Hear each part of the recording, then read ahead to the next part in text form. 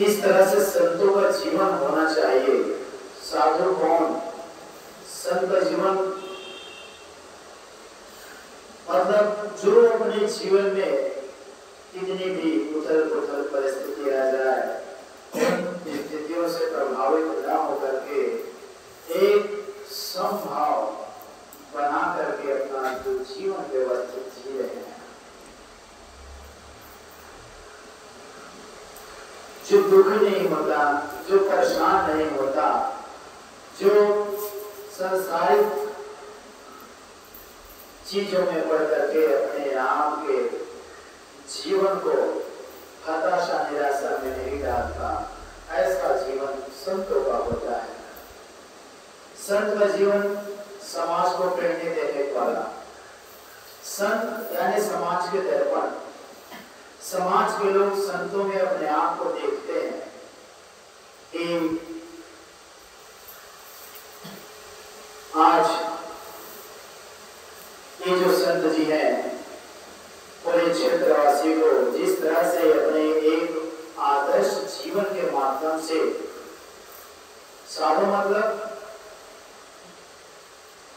सदगुरु ज्ञान साहब जी बहुत बढ़िया बताते थे, साधु मतलब एक सच्चा ईमानदार आदमी जो स्वयं अपने लिए सुंदर तरीके से जीवन जीता है और एक आदर्श जीवन प्रस्तुत कर लोगों को वैसा ही जीवन जीने के लिए प्रेरणा देता है, जिनके अंदर कोई मोह ममता नहीं, सभी के प्रति समान भाव, कोई ऊंच नीच छुआ छूत की कोई भावना नहीं, जिनका हृदय मक्खन की भांति कोमल। तो स्वामी तुलसीदास महाराज कहते हैं ना कि पर दुख द्रवहि सो संत पुनीता, उसके पहले और चौपाई आई है, संत हृदय नवनीत समाना, ऐसा कुछ है चौपाइयां।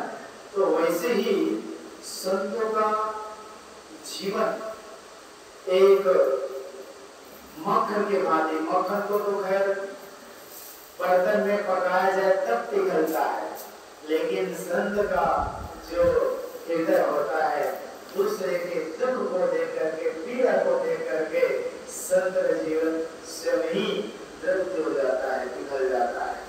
तो ऐसा ही जिनका जीवन है सात्विक, जिनकी वाणी में मिठासता है, मृदुता है और समाज को देने के लिए अपने जीवन में इतना वो परिवर्तन करता है, चेंज लाता है अपने जीवन में कि एक आदर्श जीवन स्थापित करके समाज को प्रेरणादायक जीवन जीने के लिए प्रोत्साहित करता है। ऐसा कठोर समाज संतों का जीवन होता है। हम सभी लोगों को चाहिए, यदि हमारे आसपास ऐसे या हमारे गांव में ऐसे कोई बुद्धिजीवी महान संत विराजमान हैं, तो उनके पावन श्री चरणों में हम वंदन करें, उनके पास जा करके हम नित्य प्रति उनसे नतमस्तक होकर के ज्ञान अर्जन करें, उनके पद चिन्हों पर चल करके हम अपने जीवन को धन्य बनाने का सुंदर प्रयास करें। आज गुरु पूर्णिमा के पावन अवसर पर ऐसा ही बंधु हम सभी लोगों को मौका मिला हुआ है। धीरे धीरे समय सरकता जा रहा है, 5 बजने को है। आइए थोड़ी देर में भी गुरु पूर्णिमा के अवसर पर अपने कुछ विचार आप सभी लोगों के सम्मुख रखने का प्रयास करूंगा। अंत में हमारे आश्रम के संचालक परम श्रद्धेय संत श्री अविनाश साहब जी हम सभी लोगों को संदेश देंगे। पावन मंच पर विराजमान परम श्रद्धेय संत श्री करुणेंद्र साहब जी, परम श्रद्धेय संत श्री अविनाश साहब जी जो कि आश्रम के हमारे संचालक साहब जी हैं, और आश्रम से जुड़े हमारे आसपास गांव के समस्त भक्तगण, माताएं बहनें जो अपने हृदय में संत के प्रति अथाह श्रद्धा रखते हैं, सत्संग के प्रति अपनी रुचि रखते हैं और वही अपनी श्रद्धा लगन रुचि रखते रहे। संतों के आज इस सत्संग समागम में गुरु पूर्णिमा के अवसर पर अपना कीमती समय निकालकर पधारे हुए समस्त प्यारे भक्तों, माताओं, बहनों,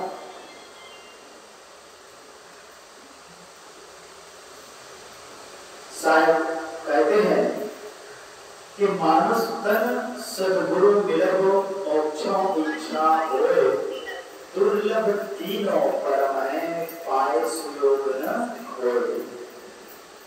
साहब कहते हैं अगर कोई संसारिक लोगों से पूछा जाए जो एक सामान्य जीवन जी रहे हैं, उनसे पूछा जाए कि भैया जीवन में सौभाग्यशाली कौन है, तो क्या कहेंगे? कहेंगे कि जिनके पास खूब जमीन जायदाद है, जिनके पास खूब बढ़िया से बढ़िया मकान है, जिनके पास खूब जो है लंबा चौड़ा परिवार है, जिनका खूब लंबा चौड़ा व्यापार व्यवसाय है, जिनके पास खूब धन दौलत है, उनको सौभाग्यशाली कहा जाएगा।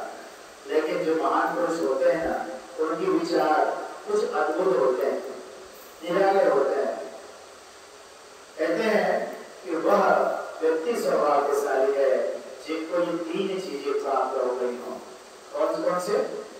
मानुष तन, और दूसरा सद्गुरु का मिलना, और तीसरा कहते हैं जो मोक्ष की इच्छा रखते हैं, जिनको ये मिल गया हो, समझे सौभाग्यशाली, दुनिया का वो सबसे सौभाग्यशाली व्यक्ति है।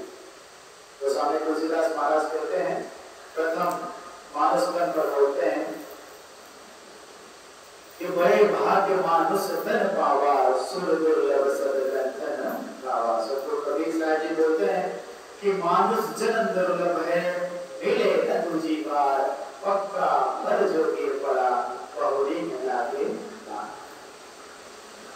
वह सौभाग्यशाली है जिनको यह कीमती, साहब कहते हैं कि रतन का जतन करो मारी का श्रृंगार, आया कबीरा भूल गया झूठा है अहंकार। जिनको ये रत्नों की भांति, हीरे के सरीखे, सोना के सरीखे, ये कीमती मनुष्य का जीवन जिनको प्राप्त हो गया हो, वह व्यक्ति सबसे बड़ा सौभाग्यशाली है।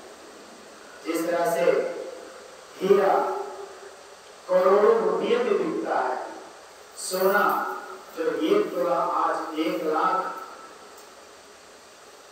रुपये में बिक रहा है, ऐसे कीमती रत्न होते हैं। उसी तरह यह मनुष्य जीवन भी बहुत कीमती है। एक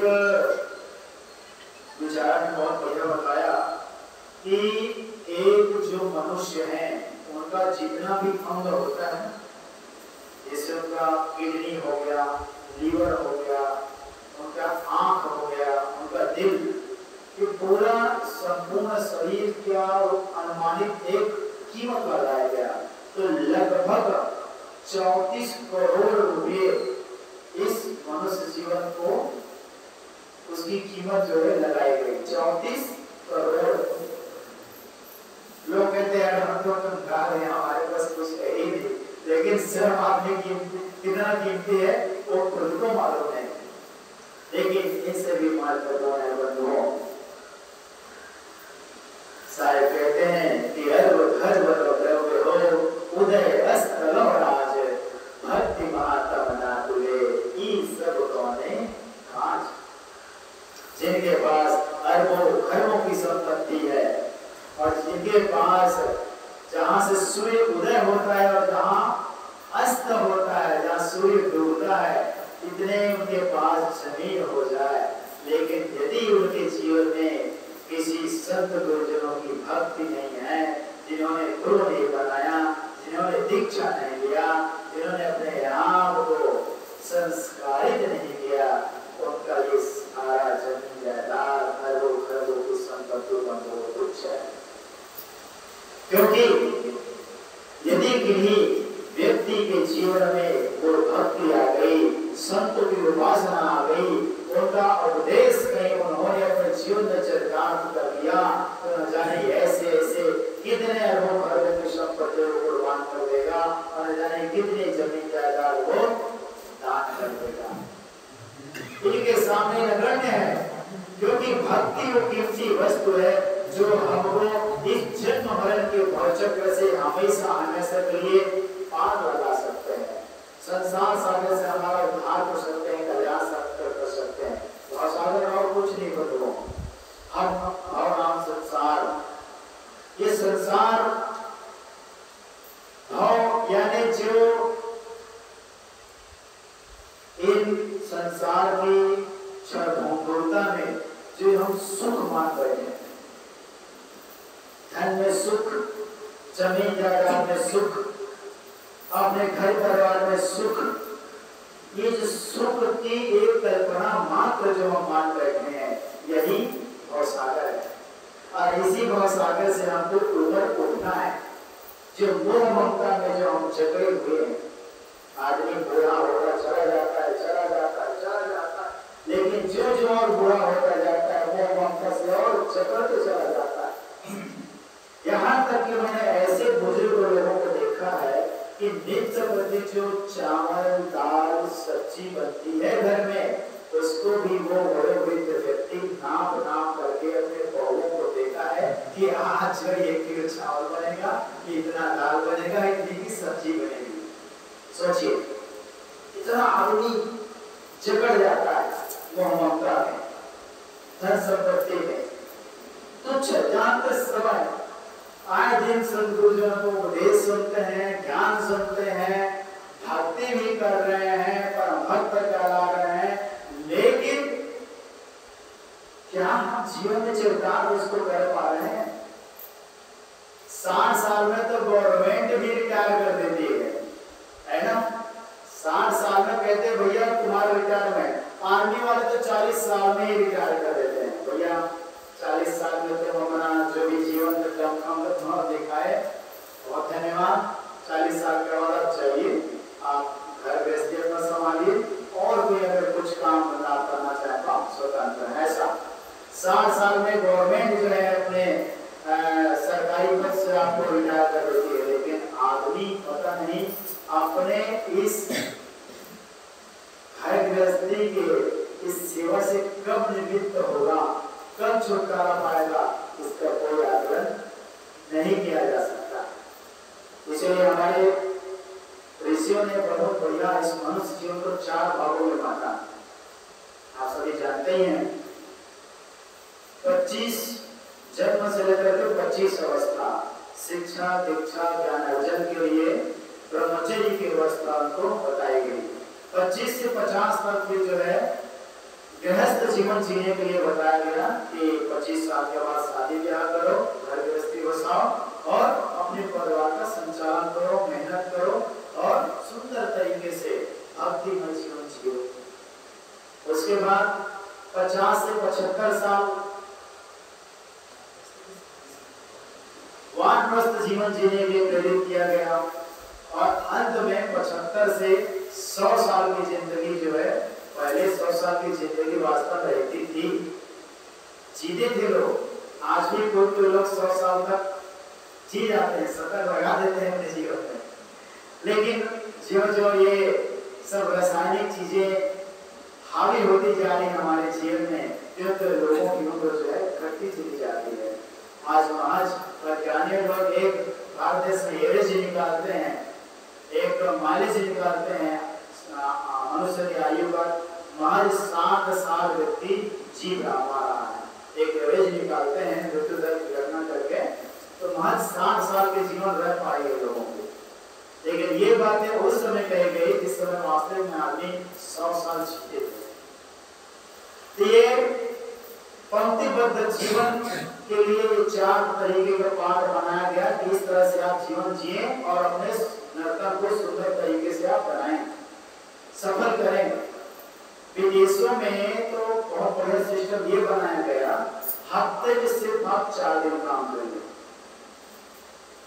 विदेशों में ये रूल ही बना दिया गया कि हफ्ते में आप 4 दिन काम करिए और हफ्ते के 3 दिन आप अपने परिवार वालों को समय दीजिए, सत्संग भजन में अपने जीवन को लगाइए।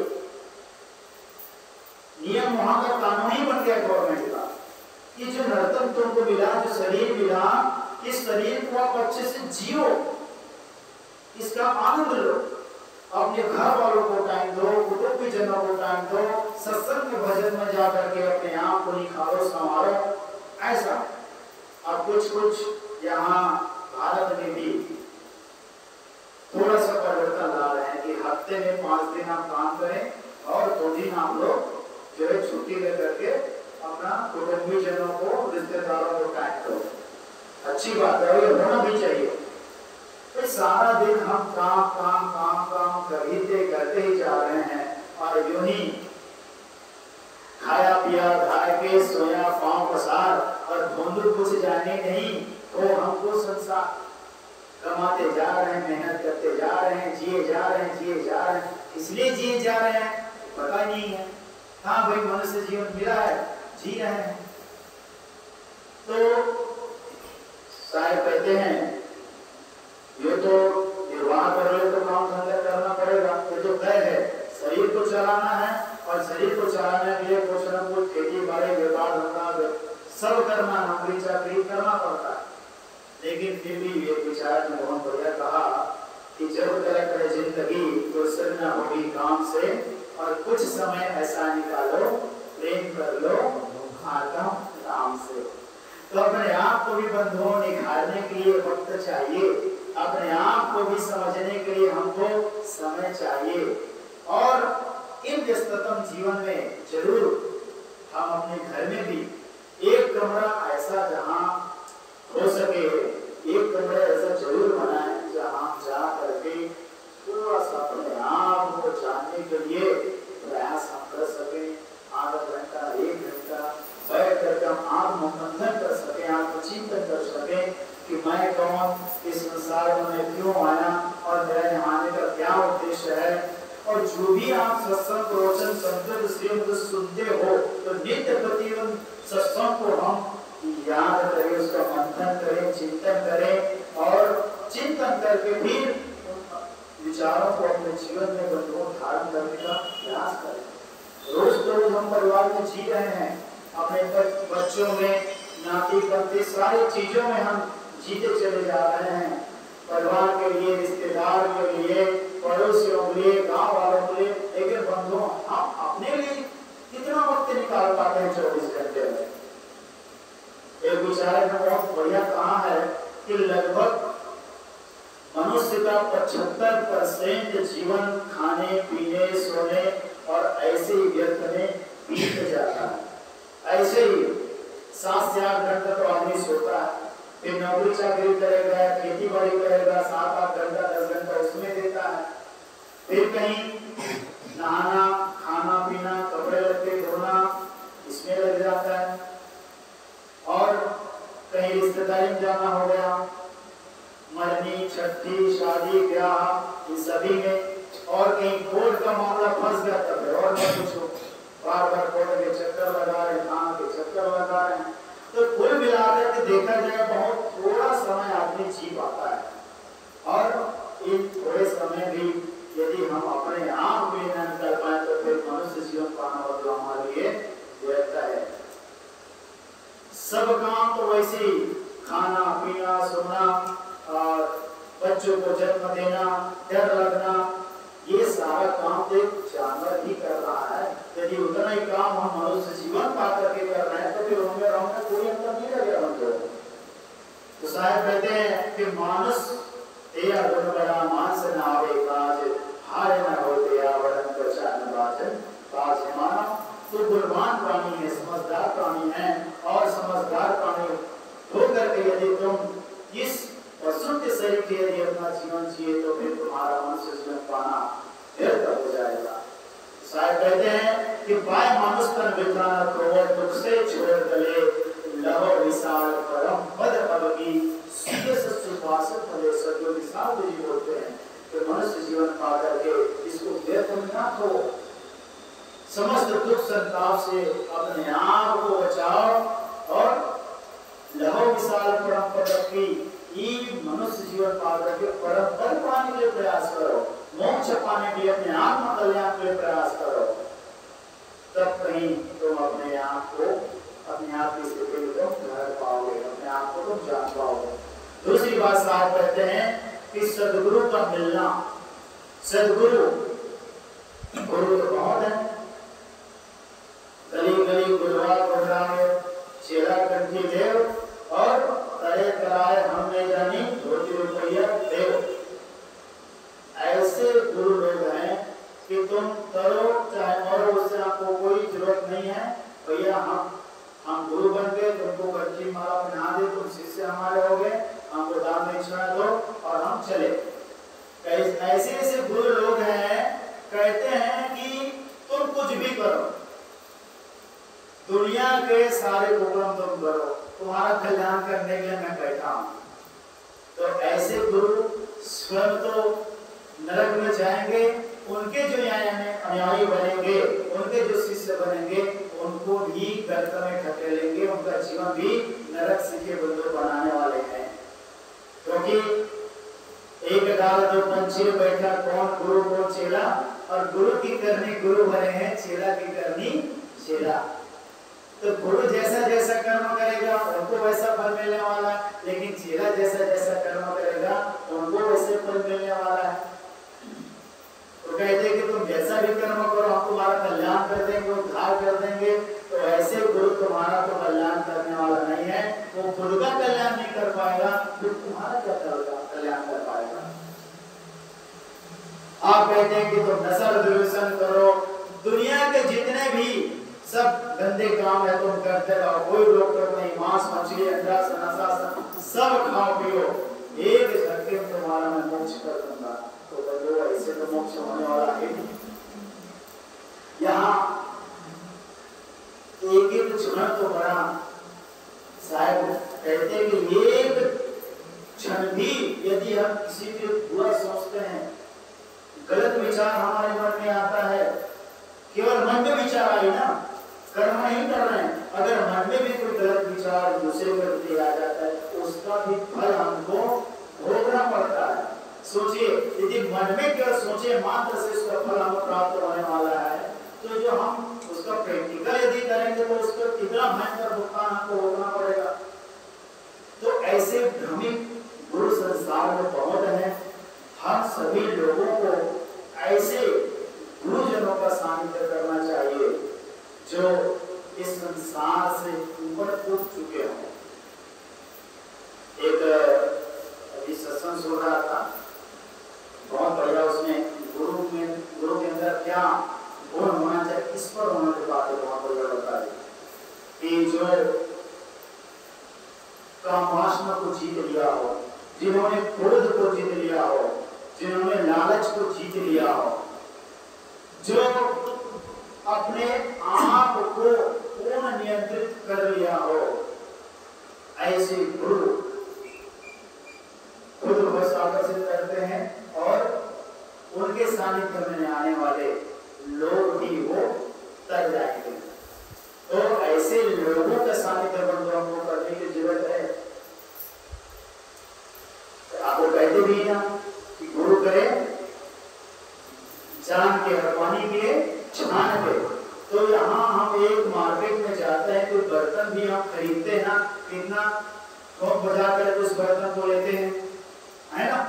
तो ऐसे ही दुनिया में बहुत गुरुजन हैं, हम सभी लोगों को चाहिए कि उनकी अच्छे से हम परख करें, जांच करें, और जांच परख करके तब कहीं जा करके हम उनको गुरु बनाएं, उनसे नाम दीक्षा गुरु करें, तब कहीं जा करके हम इस भवसागर से अनुभव कर पाएंगे। और अंत में कहते हैं मोक्षों इच्छा होए,